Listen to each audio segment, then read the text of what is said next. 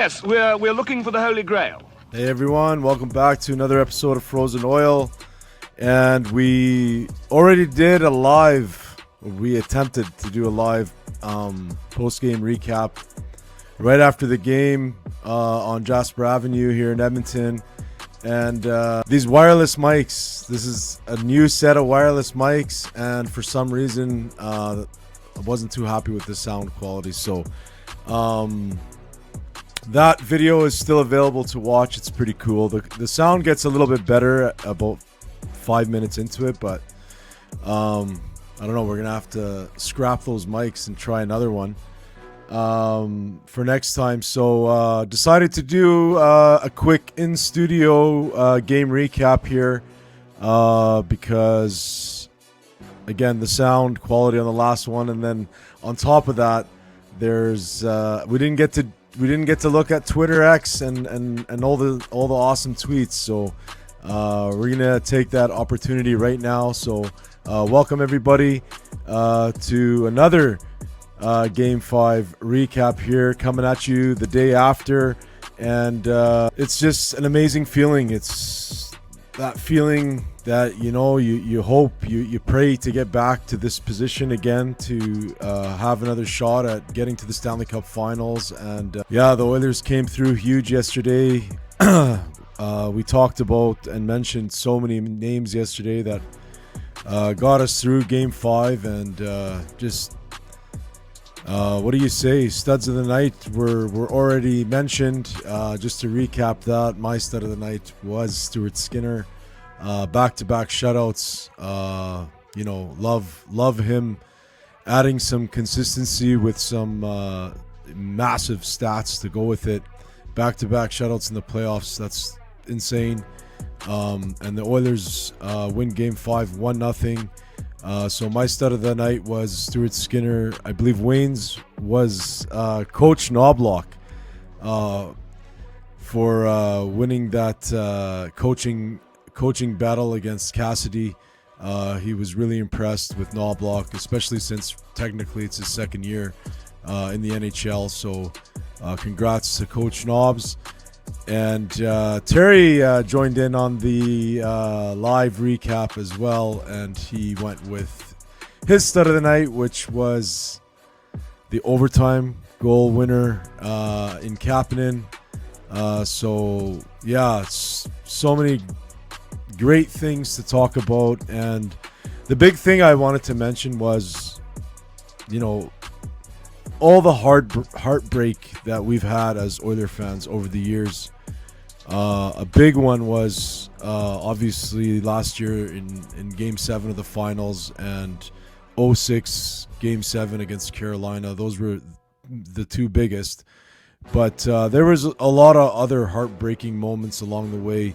Losing to Vegas 2 years ago, you know, losing to the Colorado Avalanche, getting swept in the Western Conference Final. You know, that was a tough one. You know, in 17, losing to the Anaheim Ducks the way we did. And then just this goal, this series, the way we scored that goal to make it 1-0. That's typically the goal that gets scored against us.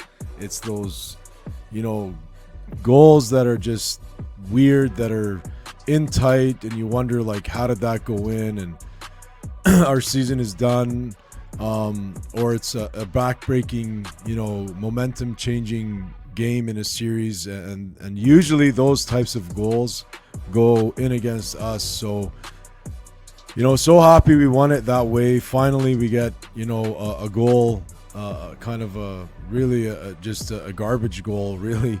You know, just crashing and banging in that crease. Kapanen punches it in, and that's the series. So happy to see that finally we're getting things to swing our way in the puck luck department. And yeah, I'm just so happy today. You know, woke up this morning just feeling so good. Nice to have some breathing room. Nice to have some, you know, some time for the boys to rest here before we find out who we're playing in the Western Conference Final, whether it's you know, the Dallas Stars or the Winnipeg Jets. We'll know more later tonight. But just an amazing feeling to get another crack at it, and I'm sure the Oilers are just feeling the same way. I just don't think they're gonna let this opportunity pass them up. We're halfway there, so hopefully we got another 8 wins under our belt, and if we do, my God, this city is gonna erupt. It's just gonna erupt. Just don't want to get ahead of ourselves, but boy, the way they're playing, it's hard to control the excitement, that's for sure. So we're gonna get to Twitter here right away. Before we do that, we're almost at 850 subscribers, so it's marching on. So again, we mentioned it in the live recap. We're just so motivating to have over 800 subscribers. We mentioned when we first started this out, you can look back at my first video, really. Just completely different situation, a deer in the headlights feeling, and it showed in the video. But we've had a lot of practice since then, and the biggest thing pushing us is obviously our love and passion for the Oilers, and obviously you guys showing your support by subscribing to the channel. Once again, it's free, and it's just extremely motivating, so thanks to everyone. And we're gonna quickly I'm gonna keep this video as short as possible, but we're gonna quickly there's something pretty cool here on nhl.com that I noticed here from the stats. So obviously a 1-0 game, my favorite score, especially when the Oilers have the one. A tight game, nail biter, overtime, just again, more drama, more cinema. Every game seems to be like that for the Oilers. Shots on goal were 33-24 in favor of the Oilers. No power play goals in this one, and the penalties were kept low, which I like to see in such an important game. The hits were crazy, 50 for the Golden Knights, 46 for the Oilers. But KAPPY with an assist from Draisaitl and Nurse, massive goal. But check out this goal visualizer. So there's the pass to Wallman. He brings it up to Podkolzin. This really was the biggest play of this goal, getting that pass across the Draisaitl to Nurse for the shot, and then it gets jammed in. Now watch all these players rushing off the bench. That's so cool. That never happens, but it's just, that was cool to see all the players coming off the bench, all those little dots of Oiler players, and just amazing, an amazing finish to an amazing series. Those Golden Knights, they are a tough team to play against. They're a tough team to beat, and finally we get on the right end of that matchup. So let's switch on over here to Twitter X, and just a quick reminder, we are on Twitter X, Instagram, and TikTok, as well as YouTube. So give us a follow there. Our handle is Frozen Oil Hockey, and we're gonna go through a few tweets here. First one from Sportsnet Stats: Oilers record back-to-back postseason shutouts for the third time in franchise history. Most recently, 2017 round 1, games 2 and 3 versus the Sharks. So it was already mentioned, Skinner just looked huge in net. He looked so confident, so huge, night and day from his first 2 performances for sure against the LA Kings, and hopefully he can carry that on. We're gonna have a decision to make here with who's in between the pipes. I mean, Calvin Pickard, 6-0 in his playoff record this year. So, I mean, and now Skinner with back-to-back shutouts. Like, what do you do? But it's nice to know that both guys are winning and contributing between the pipes. It's nice to have that kind of two-headed monster back there. So, next one here from the NHL themselves: the Edmonton Oilers win Game 5 and the series in overtime, and there's that score. What a cool picture of Draisaitl And there's that score, 1-0 in OT, that eerie score that I always talk about. Just a crazy hockey score. Next one is also from NHL.com, and it is regarding Mattias Ekholm. And it says Mattias Ekholm could play for the Oilers if they reach the Western Conference Final. And just going into details on that article, they're saying that it could be possible that he makes a return in round 3 there. I mean, what an addition that would be, hey? Oh my God, imagine adding Ekholm to this team. That would be amazing. Hopefully he can recover quick enough. But like I said, a torn groin, I mean, that's usually minimum 3 months to recover from. So best of luck to him and hope he can make it back. Next one from Sportsnet Stats, series clinching OT goals in Oilers history.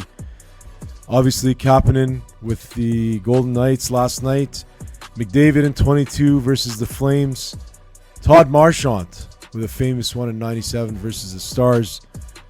McTavish in 91 versus the Kings. Tikkanen in 91 versus the Flames. Joe Murphy in 90 versus the Kings. And Glenn Anderson in 85 versus the Kings. So Kapanen is on a very elite list there. And a list that lives, you know, forever really in with the Oilers faithful, because playoffs is everything. Here's one from the Edmonton Oilers themselves, Knight, spelt both with a K, and there it is. He left his stick behind there, and everybody comes rushing. It was cool how Draisaitl was looking at the ref there for him to signal before he went and celebrated, but watch this all day. What a goal. That's just amazing. Amazing. Just, you know, third time in 4 years. First time, you know, 3 years ago we got swept. 2 years ago, didn't make it past Vegas in the second round. Last year, got through the conference final and made it to the Stanley Cup finals and lost in Game 7. And then this year, we're right back there, man. So we're like 4 wins away from getting back to the Stanley Cup finals. So exciting. Huge announcement as well. After 1,043 games in the NHL, Sam Gagner is hanging up the skates. Congrats on an incredible career. And I love Sam Gagner. You know, such an incredible career. And obviously he had a lot of huge highlights here in Edmonton. So I just wanted to touch on that and mention that. Congrats to Gagner on an amazing career. And out of all these teams here that he did lace the skates up for, he will be remembered as an Oiler, that's for sure. Next one from Captain Jack. Baseball teams, when they win the division, celebrating and champagne popping. McDavid, after winning the division, asked me that question one more time, and everyone was talking about progression over the last couple of years even. Have you seen that, the way that you and feel more comfortable defending? I mean, how many times are we going to answer this question, really? Like, honestly, that's frustrating that we keep talking about this. We can defend. We can. You know, we've showed that time and time again. Shutouts. You know, come into a tough building and win a 1-0 game when it matters most. That's right. We can play that way. We can score goals. We can, whatever it takes, we can win games. Whatever it takes. And my lord, Connor just seems hyper focused. Honestly, an athlete of his caliber is already so focused, but you can just tell, like, he is just on a mission to win the Stanley Cup. And best of luck to him, because we're right behind him.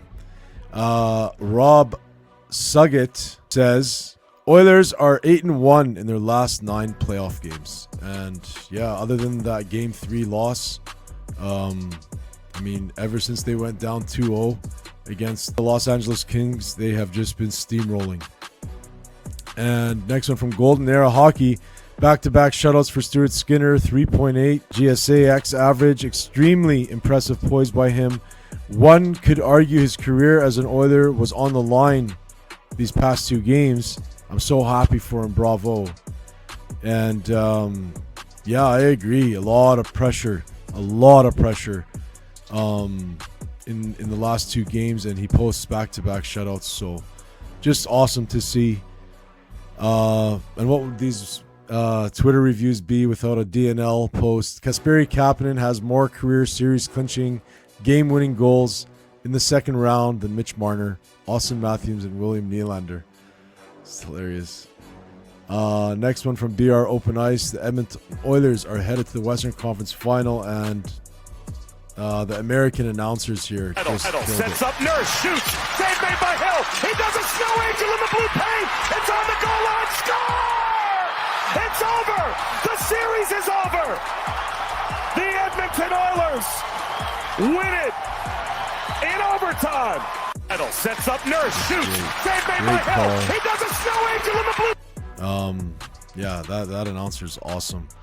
Another one from the Edmonton Oilers. Good night, Oil Country. And there's Kapanen and Skinner with the belt and the hard hat.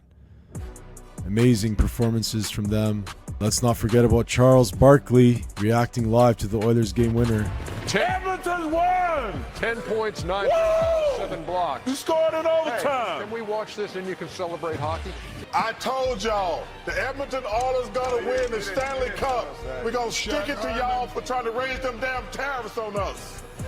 We taking the cup back to Canada. He's awesome. And he's a big voice in the sports entertainment industry. I mean, having Charles Barkley, backing us. I think that Saudi Golf League offered him $100 or $200 million at one point to be an exclusive announcer for them. So I mean, heavy influence, and it's so cool that he's supporting the Oilers. And always loved Sir Charles. My second favorite basketball team after the Raptors, obviously, is the Phoenix Suns, and I've been a huge Barkley fan my whole life. But watching that panel, they're just hilarious, and Barkley is just a star in the sports entertainment industry, and it's so cool that he's supporting the Oilers. Who knows, maybe he'll make a visit to Edmonton if we keep going. And last but not least, and this is from the KHL, the Michigan in the Gagarin Cup final, not on Alexander Radulov's watch. Holy, what a hit. Watch this guy go for the Michigan, and see you later. Here's another angle. Goes for the Michigan. Holy smokes, Radulov. That's crazy. Radulov, a former Nashville Predator, I believe, and Dallas Star. Just a massive hit there. So pretty cool little clip there from somebody getting rocked overseas trying to pull off of Michigan. But that's going to do it for today's episode. Thanks so much for watching. So proud of the Oil. Congrats to the Oilers. So proud of those guys. Keep on rolling. We're right behind you. And yeah, let's get through another round and get back to the finals. We got to get back. We got to go back. All right. Thanks so much for watching. Most importantly, go Oilers, go. Hockey, the channels you need. Oilers on the ice, unstoppable speed. Chasing the cup, we're gonna succeed. With David leading, we're built to exceed.